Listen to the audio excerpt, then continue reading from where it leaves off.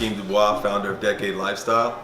Today we're going to go into what it's like to live in the day in the life of Noel Ashman's shoes.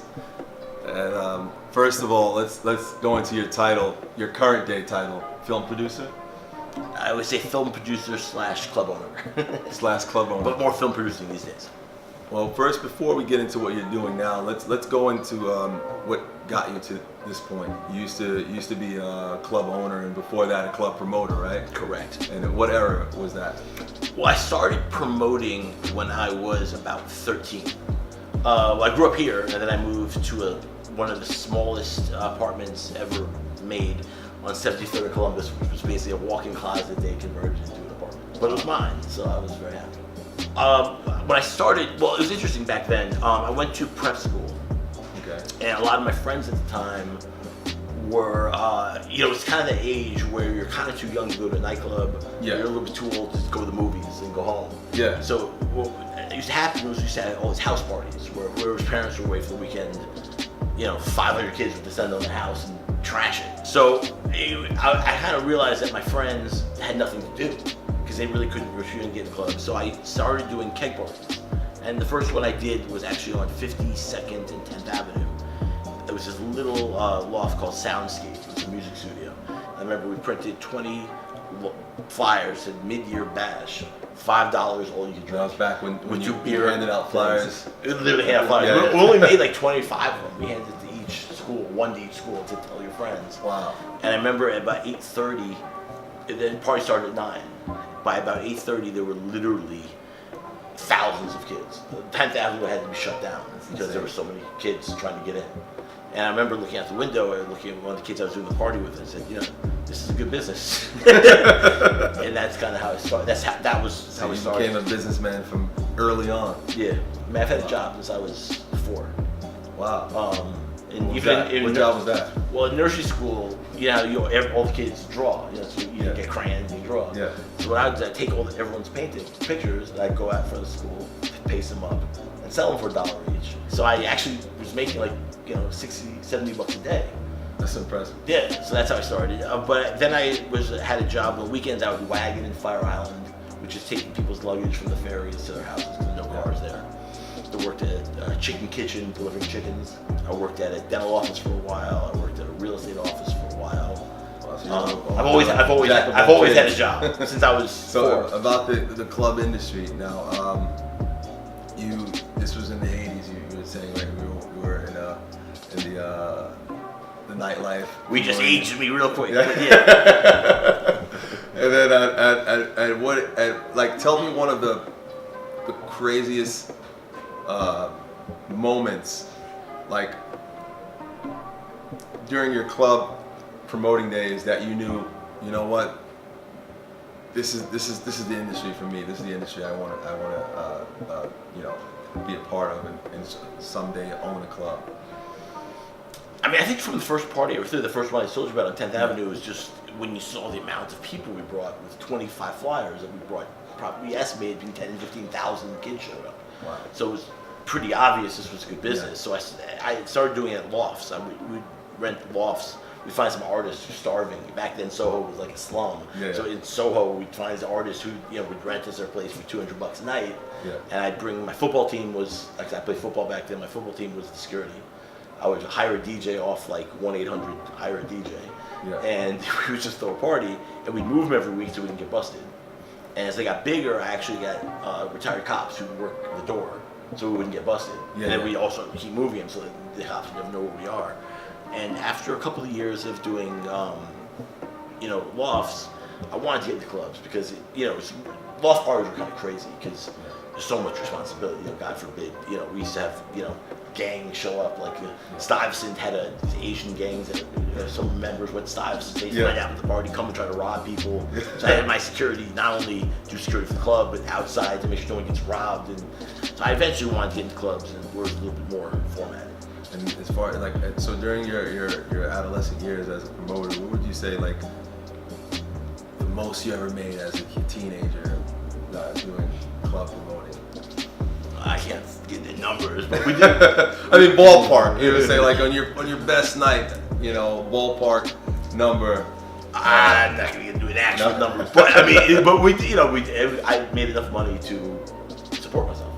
No, definitely. And that was what was important. 15,000 kids outside, you're probably making more than your peers for sure. Yeah. Well, it took a long time to harness that into something that actually, because in the beginning you make big mistakes. But once you got into clubs, the first club I ever did was a club called Private Eyes, which was the first club that had video screens all over.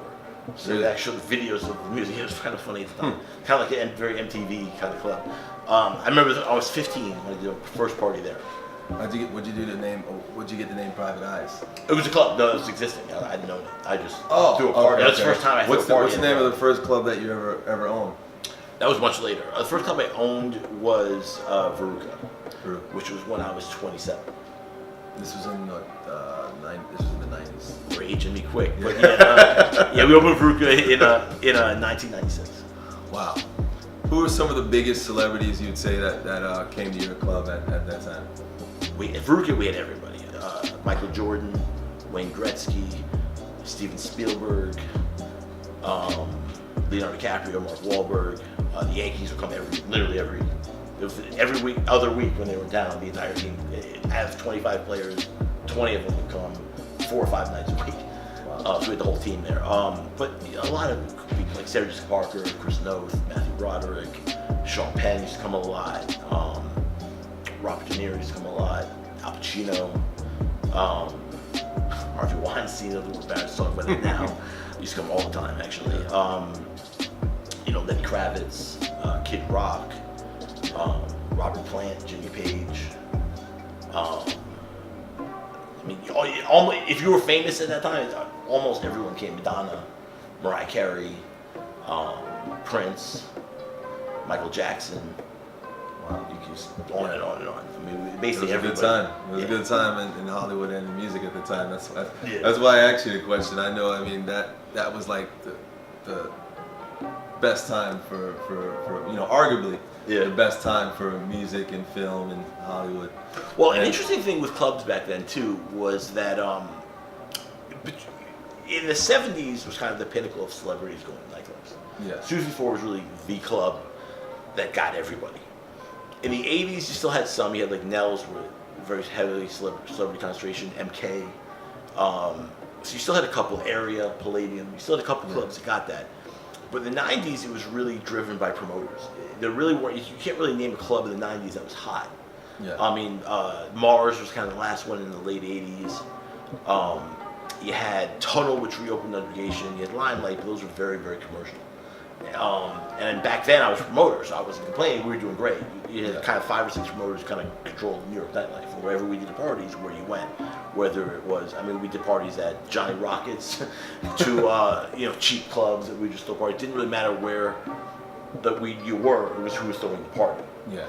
Exactly. But during this period of time, very few celebrities went out. It was a real kind of, from a more, I liked it because I was doing well, but for more of a history of New York nightlife, it was really a time that was one of the weakest. You didn't have a lot of interesting people who went out to nightclubs back then. And it really came back, Barry Bar opened, I think it was 94, 95, which was more of a restaurant. But that got some celebrities kind of back in the scene a little bit. Yeah. And then when Veruca and Moomba, which were 2 clubs that opened at that time, and were around the same time, that was when celebrities came back in force. That was when it was kind of like a resurgence. It was kind of like almost a mini version of Studio 54, you could call it. Where you had Studio 54, where you had 4,000 or 5,000 great people. Yeah. That was before AIDS. That was before people knew cocaine was bad for you. That was when people would go out and just do drugs and have sex. And so obviously, you had a lot of people going out back then. That certainly didn't happen again. But on a very small level, like Veruca held 250 people, so on a very small level, I think you had a resurgence of that, where you go to Veruca on a random Wednesday night with no events going on, you always have at least 3 or 4 big celebrities, whether it be Nick Nolte or whether it be, just always be somebody there. Yeah. It was just consistently, because we kept it very, very private, and celebrities really can go there and not know they weren't going to have something negative, did something stupid that wasn't going to come out of the paper the next day. We were very careful to protect them all, and they knew it. And I think that's what really had a real resurgence in the scene. Veruca and Moomba really brought that back in a way you hadn't seen celebrities go out like that for, before that, 5, 15 years. Wow, it's legendary. And it lasted from 95 to when? It went from 96 to about 2005 when I opened Plum. That was a pretty long run. And then, it did very, and the only reason we actually closed was because, unfortunately, Veruca was a very residential area.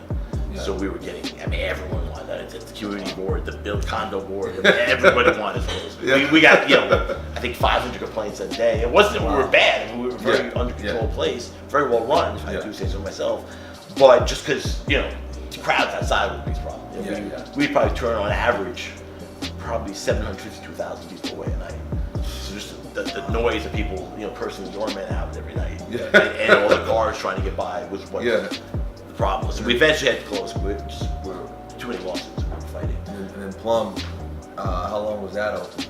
Plum was from 2004 to 2010, right at the end of 2009. And then after that, you had Leonora, right? Then Leonora was from, I think, 2013 to 2015.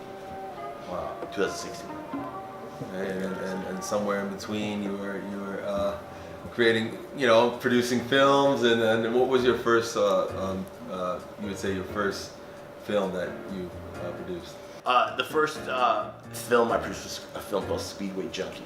Speedway Junkie. It was my old assistant, actually, had become Mark Wahlberg's assistant and worked with him for years, and called me and said, let's do a movie together. And I'm like, I'm a club owner. I'm doing a movie. What do I know about producing a movie?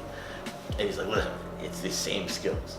It's attaching talent, and it's knowing what's hot and knowing what's good, and being able to cite a good script or a good space. Yeah. Same basic principles apply. So I'm like, all right, I'll try it. That was my first one. Gus Van Zandt executive produced that one, and it had other cool people like Jesse Bradford, Daryl Hannah, Patsy Kensit, Tiffany Ortiz, and a bunch of. Did it go to theaters or went to It did. Went to theaters. Yeah. Went to it had a release. So that was the first one I did. Then I did one called Atrocity Exhibition, which was kind of an art film. It was J.G. Ballard, who wrote Empire of the Sun, had written it. Oh, wow. So it was kind of like a cool artsy film. Then I did a movie called Never Again, which was a comedy that Eric Schaefer directed, with Jeffrey Tambor was in it, and Joe Kleber, the lead Joe Kleber, who was great, and Bill Duke was in it. That was a cool movie. Then I did a movie called Mind the Gap, which was with Alan King's actually last movie he ever did. Really? Which actually amazingly, the last scene he ever shot, I was in with him. The movie was kind of about Alan King plays a guy who's kind of knows he's going to die, and is going back to his old neighborhood. And in his old neighborhood, he actually gets robbed. And I play a thug on the street playing dominoes. And so you acted in your own film. I actually went and took a bat and chased the robbers away. And that was actually the last scene we shot, which he died right afterward. So that's actually the last scene he ever did. So I was very honored to be in a scene. Wow. Amazing way to do it. So but basically between 1999 and 2015, I probably shot 6-7 movies. But every couple of years, I did a movie every couple of years, because when you have a nightclub, it's like having a baby. You just can't be away from it too long. What do you say the most memorable experience or your favorite project that you've done? I'd probably say some of the ones that I'm doing now. I liked Never Again was a really good one. I really enjoyed that. That was a comedy with Jill Clayburgh and Jeffrey Tambor and Bill Duke, which I enjoyed. It was funny. It was interesting to make. We shot actually live at Veruca, which was interesting too. So I enjoyed that movie a lot. But I think now I kind of do two kind of movies. I do some bigger ones like the Gotti movie, and let's get into the Gotti. Let's get into a little bit about the John Gotti movie, sure. Which is America's villain that everyone loved and hated at the same time. You know what I mean? So let's go into John Gotti. Like how did that come about? Well, a friend of mine, Randall Emmett, who actually was my assistant for many years and then became Mark Wahlberg, the guy who got me into the film, actually, we've been talking about doing it, and that just one that came up that really interested me, so we did it together.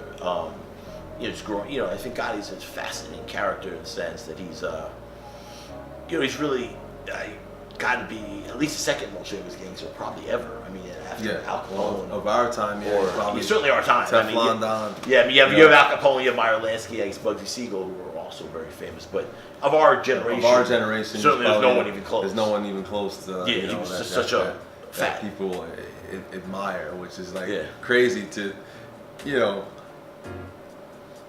admire. Every person is not admiring a gangster, but Sure. so that's what makes it so fascinating Well, that he was this admirable guy that everyone just kind Sure. of like praised and, you know, held high, you know, held his name high. But so how did it come about though? Like how did you, like you said your friend brought you the idea and There were it had been being batted around the idea of doing it for a while with the drugs, but I how long did it take to you know?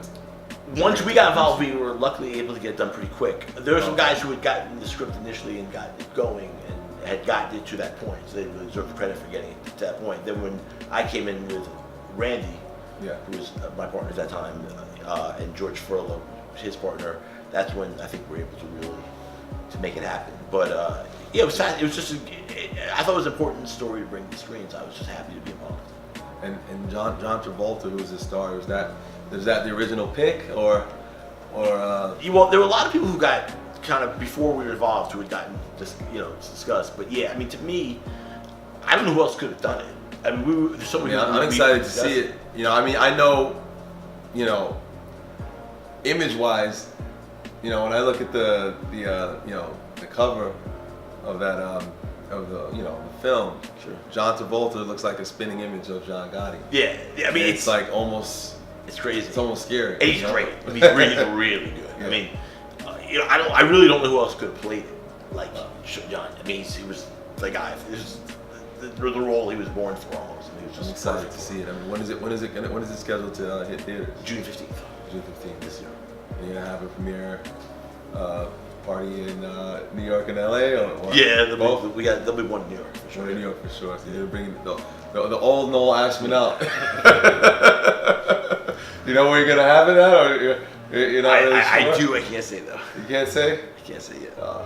It's different with the big movies that I do, like with Randy, because there are a lot of producers. I'm one of many. Yeah. So it's certainly not just me. There's a lot of people who brought it together.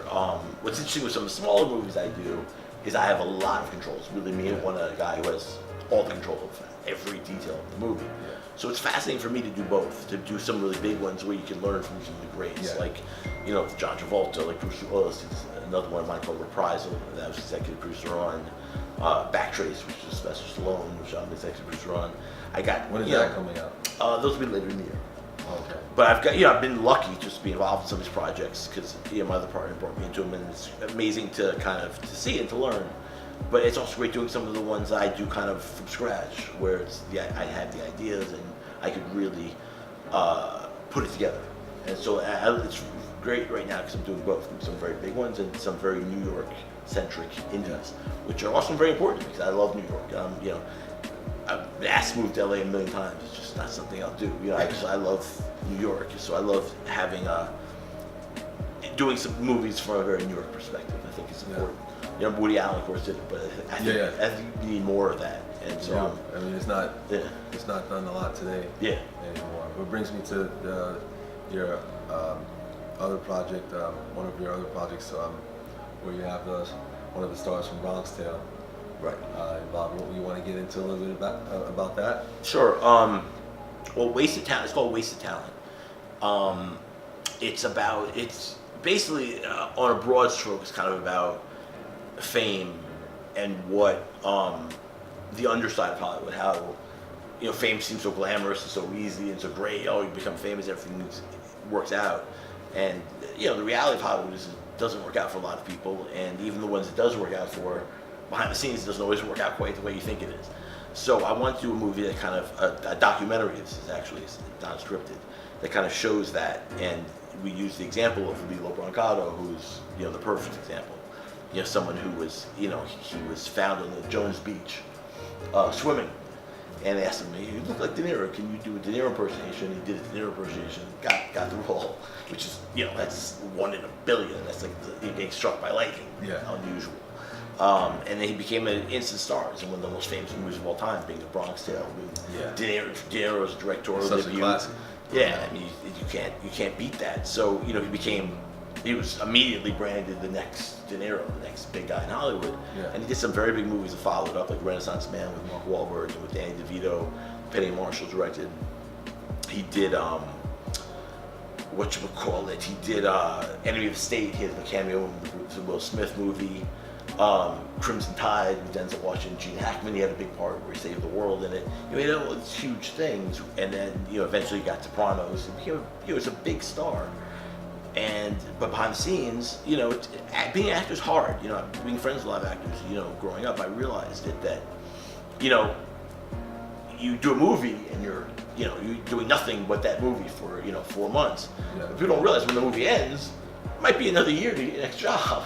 Yeah. Or certainly even if you're the most in-demand actor in Hollywood, still could be a month or two.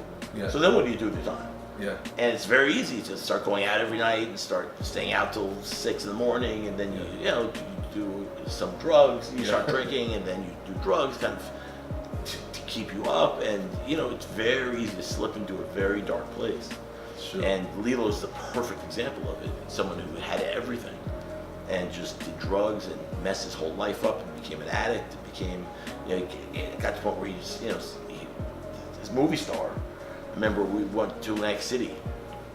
This is when I knew how bad it was. I'd seen Lilo doing drugs. I talked to him privately a bunch of times, but I remember we went to Atlantic City once, and we were gambling, having a fun time. And every 5 minutes, he had to go away. And at first, I was like, all right, he's going to the bathroom, or he had diarrhea, or what's going on? But eventually, I realized that something's really off. And so I was like, dude, what are you doing? He's like, I'm just a little messed up.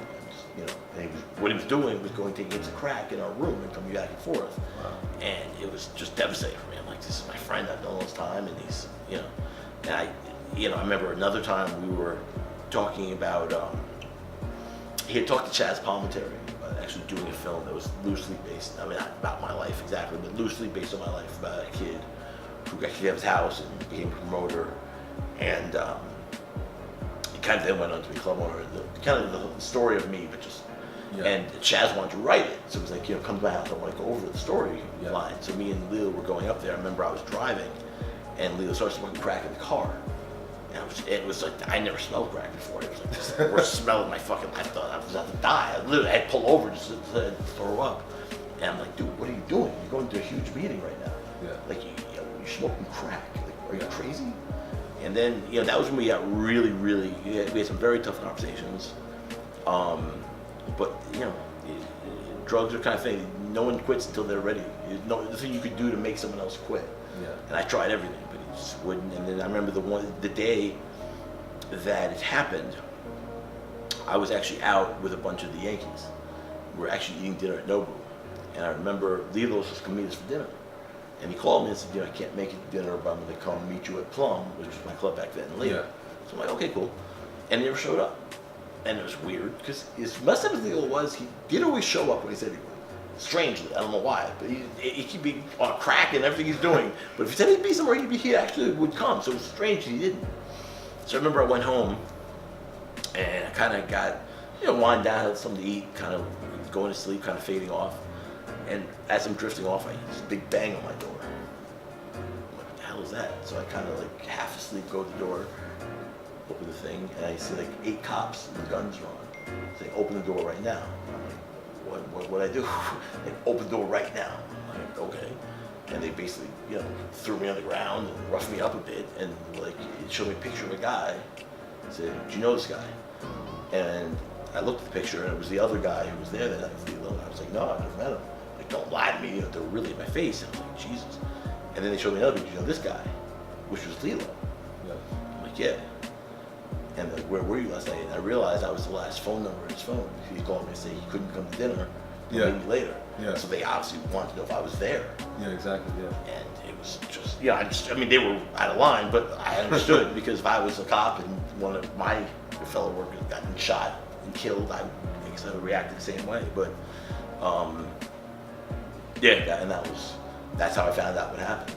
And I got the paper and the big story. I was just, I always knew Lilo would hurt himself or die, really, if he didn't stop. But I never thought he'd be involved in something or hurt somebody else. That was shocking to me and very upsetting. Yeah. That documentary is it out yet?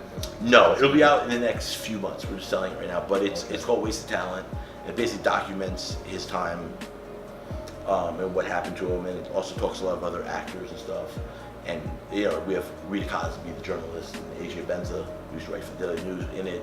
They give their perspectives from a journalist perspective. We have like Billy McNamara, who went to similar to Lilo, nothing anywhere near as bad, but he was also, if you remember, he was in Copycats, the Sigourney Weaver movie, and he was in the movie Jodie Foster, Stealing Home. Another big movie star who did a lot of drugs and then hurt his career. So he's in it, which is really interesting. So we have a lot of interesting interviews that talk about both Lilo and talk about just Hollywood in general, why it's so easy to fall into that. So I think it's an interesting documentary that really talks about a really interesting topic, and I thought it was a really important film to make. Right after Lilo was in jail, I always wanted to. I knew right then I wanted to make this movie. 'Cause I think it's important. I think that kids see all these, tales of Hollywood of doing drugs and it's so glamorous and everybody's happy and everyone was happily ever after. That's just not the way it works.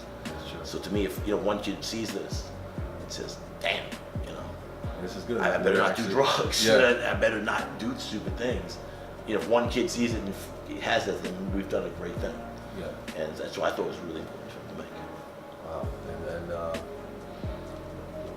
then what comes after these two films? These are probably John Gotti's film and this film is probably like two of the highlights for the year, I imagine, right?